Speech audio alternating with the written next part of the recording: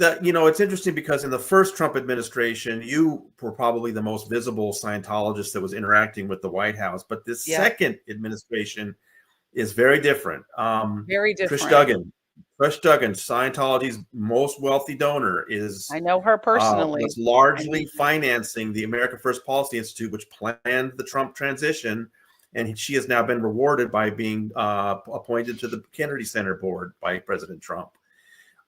John P. Cole, Greta Van Susteren's husband, they're both OT Scientologists. Yeah. Trump made him his deputy envoy to Ukraine.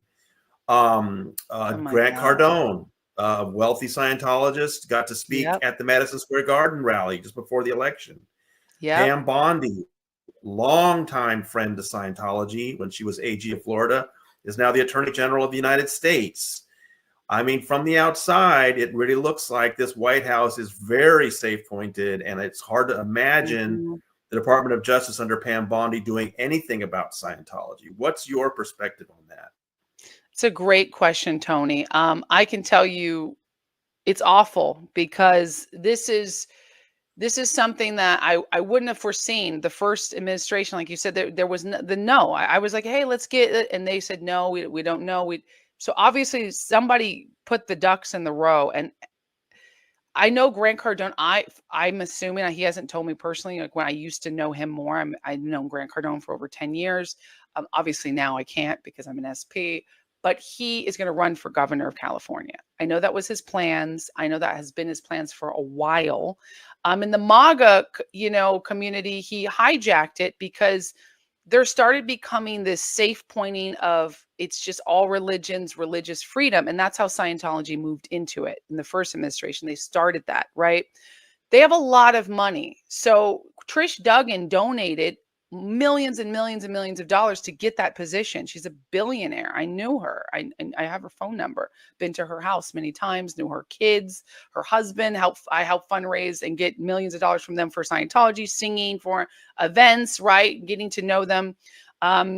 So she bought her way into that position, and it's just like any mobsters. They're mobsters, right? It's like gangsters. They can buy their way into these positions. Now, I know Charlie Kirk is funded by a wealthy Scientologist. A lot of people didn't know that. I knew him from Flag. I have to get his name. I'll get his name to you, Tony, because I can't remember off the top of my head.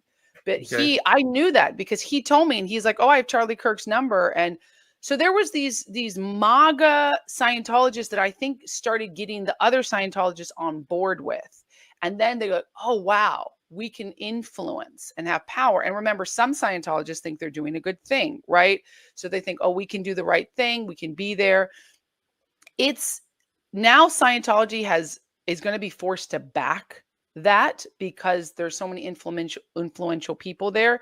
And Grant Cardone is really close. He's become a billionaire. He's moved in over the 20 years he's been assigned, 20, 30 years.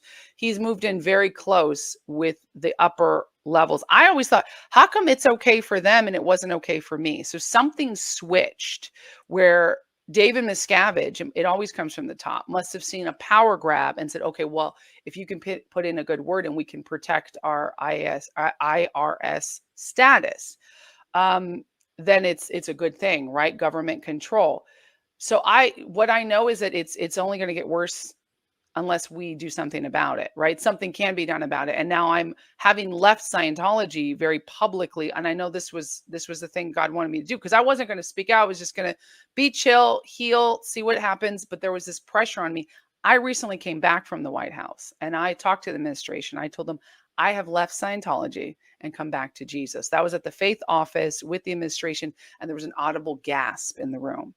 So it's multifaceted. There are these Scientologists who are there moving in the Maha, what's his name? Dr. Berg. He's OT8.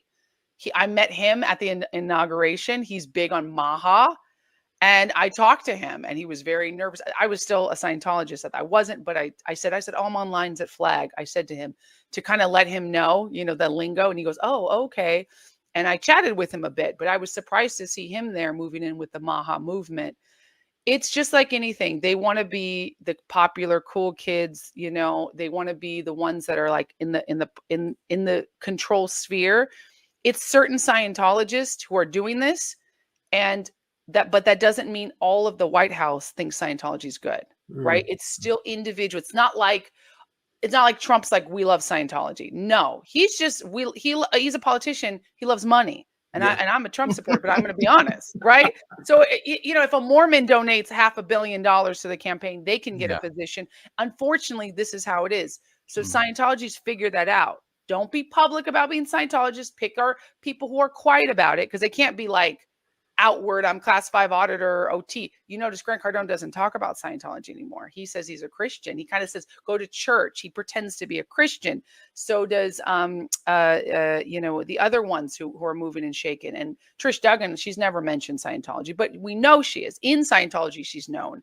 But that's only like 20,000 people, right? There's a whole world of people that she can pretend. I call it weaving and deceiving. They're very good at weaving and deceiving. And it's like, oh yeah, I go to my church and I love God. And oh yeah, Pastor, Minister Tony Muhammad, right? And then we have Alfredi Johnson, a minister. I use those same tactics to show that we're multi-denominational and you can be a Christian and Scientologist. It's not faith-based.